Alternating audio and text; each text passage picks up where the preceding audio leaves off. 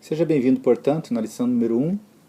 Abra o seu caderno e escreva lá, lição de número 1, título, Encontrando Deus. Passo agora a fazer a leitura da lição para você e logo depois nós faremos o exercício do primeiro vídeo. Ao visitar Atenas, na Grécia, me hospedei em um hotel que oferecia uma deslumbrante vista da Acrópole, onde se localiza o Partenon. Embora atualmente esteja em ruínas, o Partenon foi um templo ricamente ornamentado quando o apóstolo Paulo visitou Atenas durante o primeiro século. Naquele tempo, não muito após a morte e a ressurreição de Cristo, a Grécia era famosa por seu ensino e conhecimento. Os gregos também eram conhecidos por adorarem muitos deuses. Quando Paulo levantou-se no Areópago, do lado de fora do Partenon, ele disse: Atenienses, vejo que em todos os aspectos vocês são muito religiosos, pois ando pela cidade, observei cuidadosamente seus objetos de culto e encontrei até mesmo um altar com essa inscrição, ao Deus desconhecido. Ora, o que vocês adoram, apesar de não conhecerem, eu lhes anuncio agora. Esse texto você acaba de ouvir, se encontra em Atos 17, versículos 22 ao 23. Assim como os gregos, a maioria das pessoas tem uma tendência religiosa. Dentro de cada um de nós existe um anseio para descobrir se Deus existe. E se ele de fato existe, o que fazer para conhecê-lo? A Bíblia declara que Deus se revelou a pessoas como você e eu. Ele até mesmo providenciou um caminho para que pudéssemos ter um relacionamento pessoal com Ele. Para iniciarmos esse relacionamento, é preciso saber onde nos encontrarmos no momento e qual o próximo passo a tomar. Ou seja, vou repetir, para iniciarmos esse relacionamento com Deus, é preciso saber onde nós nos encontramos no momento e qual o próximo passo a tomar. Então, próximo título, nós precisamos de ajuda. Pode escrever isso no teu caderno. Nós precisamos de ajuda. Agora ouça. O Titanic foi apontado como o maior navio de todos os tempos. Quando ele deixou a costa da Inglaterra pela primeira vez, em sua viagem inaugural rumo à América do Norte, em 1912, todos pensavam que ele nunca afundaria. Porém, no dia 14 de abril de 1912, o navio deparou-se com um obstáculo intransponível.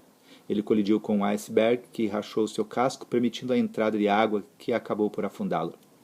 Os construtores do navio estavam tão confiantes que instalaram apenas a metade dos barcos salva-vidas necessários. Na medida em que o navio foi afundando, os passageiros, infelizmente, tentaram desesperadamente se salvar, saltando no mar e se agarrando a qualquer coisa que pudesse flutuar. Muitos acabaram se afogando. Nós também somos passageiros de um navio cujo destino é a eternidade. O navio está afundando e a nossa única chance de escapar é a nossa salvação, ou seja, a nossa salvação é Jesus Cristo. Jesus disse lá em João 14,6: Eu sou o caminho, a verdade e a vida, ninguém vai ao Pai a não ser por mim. Por favor, anote no teu caderno, João 14,6. E escreva esse versículo depois que eu terminar o áudio, vá até na tua Bíblia e copie da Bíblia para o teu caderno esse versículo. João 14,6. No momento, só anote a referência. E depois que eu terminar o áudio, você faz a cópia do texto da Bíblia para o seu caderno, porque assim você vai poder mentalizar melhor esse versículo. Repetindo o versículo, eu sou o caminho, a verdade e a vida, ninguém vem ao Pai a não ser por mim. João 14,6. Muitas pessoas acreditam que suas boas ações e seu estilo de vida são suficientes para garantir a sua salvação eterna. Mas a Bíblia declara em Romanos 3,23, anote também esse versículo, Romanos 3,23. Diz assim: pois todos pecaram e estão destituídos da glória de Deus. Depois do término da lição, você também copia essa referência para o seu caderno. Todas as referências que eu pedi para você anotar, as referências bíblicas, depois você procura na Bíblia e copia para o seu caderno. Vamos seguir em frente? Pois todos pecaram e estão destituídos da glória de Deus. A palavra pecado em Romanos 3,23 significa errar o alvo. Pecado significa errar o alvo.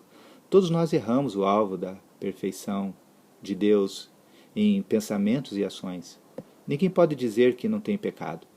Certa vez uma garotinha estava observando uma ovelha comendo grama e pensou que ela parecia tão branca em contraste com o verde do gramado. Porém, quando começou a nevar, ela acabou concluindo: Aquela ovelha agora parece suja em contraste com o branco da neve. Era a mesma ovelha, mas com um fundo diferente. Era agora um fundo totalmente branco da neve.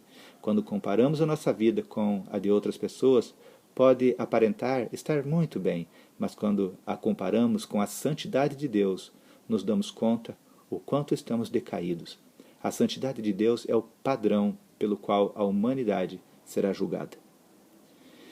E o pecado tem suas consequências. Anote no seu caderno Romanos 6, 23. Romanos 6, 23 e depois do término da lição, transfira ele da Bíblia para o seu caderno, escrevendo o que eu vou ler para você.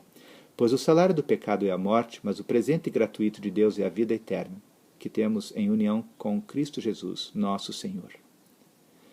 Escute bem, salário é um prêmio ou uma recompensa por algo. A Bíblia diz que o resultado do pecado é a morte. A morte espiritual é a separação da pessoa de um relacionamento com Deus durante a sua vida na terra, enquanto morte física é a separação do corpo. Mas há também a morte eterna. Uma pessoa que morre em pecado, sem receber o presente da vida eterna, ela está eternamente separada de Deus e irá para um lugar chamado inferno. Esse é o salário final do pecado. A boa notícia é que a salvação está disponível para todos. Deus enviou Jesus para nos limpar de nossos pecados e restaurar o nosso relacionamento quebrado com Deus. Ele quer nos livrar do inferno. Assim, ele providenciou um caminho para nos trazer de volta para si. Jesus é o caminho. Jesus nos oferece o presente da vida eterna. Estamos terminando esse vídeo da lição 1. Nós teremos outros vídeos ainda da lição 1. Mas antes de encerrar esse vídeo, você vai fazer alguns testezinhos. Na realidade não é bem um teste, são alguns exercícios de fixação. Anote o texto. 1 Pedro 2,24. Copie da Bíblia o conteúdo. 1 Pedro 2,24. Copie da Bíblia para o seu caderno. O conteúdo é o seguinte: o próprio Cristo levou os nossos pecados no seu corpo sobre a cruz, a fim de que morrêssemos para o pecado e vivêssemos uma vida correta. Por meio dos ferimentos dele, vocês foram curados. Primeira pergunta que você deve anotar no seu caderno e depois, logo abaixo, responder. O que Jesus fez com os nossos pecados? Anote, por favor. Escreva ela. O que Jesus fez com os nossos pecados? Pule 3 linhas, ou 4 se for necessário. Depois você vai responder, tá bem? Eu vou fazer a outra pergunta para você. Como você se sente sabendo que Cristo tomou para si os teus pecados? Mais uma vez repetindo. Como você se sente sabendo que Cristo tomou sobre si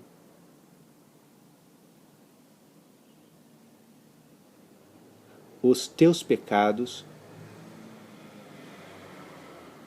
para que você pudesse ter uma nova vida?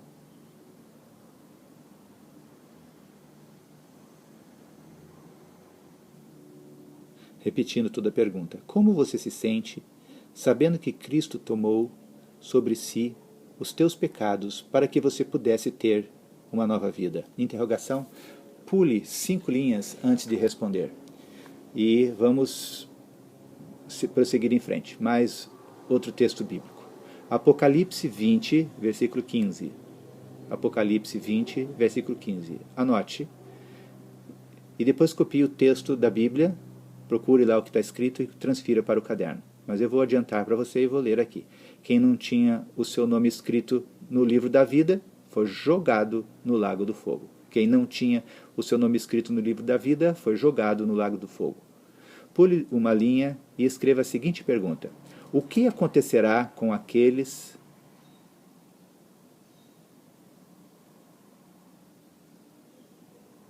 cujos nomes estão escritos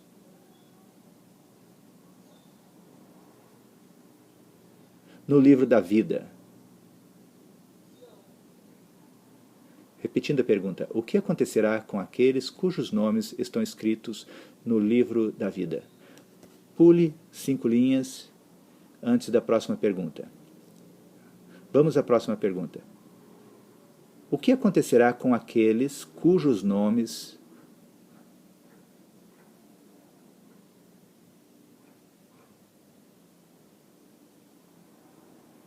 não estão escritos nesse livro.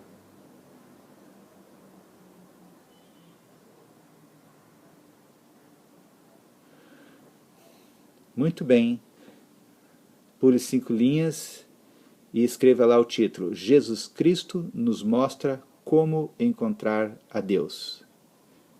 Jesus Cristo nos mostra como encontrar a Deus. Só que nós vamos interromper aqui agora esse vídeo e você continua amanhã, no próximo vídeo. Tá bom? Responda agora essas perguntas que você acabou de anotar aí no seu caderno. Não deixe de orar e peça que o Senhor te abençoe com essa palavra. Senhor, eu quero te pedir que tu realmente abençoe, Senhor, essa pessoa, esse meu irmão, essa minha irmã que está estudando a tua palavra, que a unção do teu Espírito, Senhor, seja sobre eles, trazendo-lhes discernimento de tudo aquilo que eles precisam entender nesse momento. Tua palavra nos diz: conhecereis a verdade vos libertará. A tua palavra é a verdade. Precisamos ser libertos, Senhor, da nossa vida pecaminosa, para termos a vida eterna. E para isso precisamos conhecer a verdade que é Jesus Cristo, e ela está na tua palavra. Ajuda-nos, Senhor, a aprendermos, conhecermos e entendermos a tua palavra, para que sejamos libertos em nome de Jesus. Amém. Deus te abençoe e até o próximo vídeo.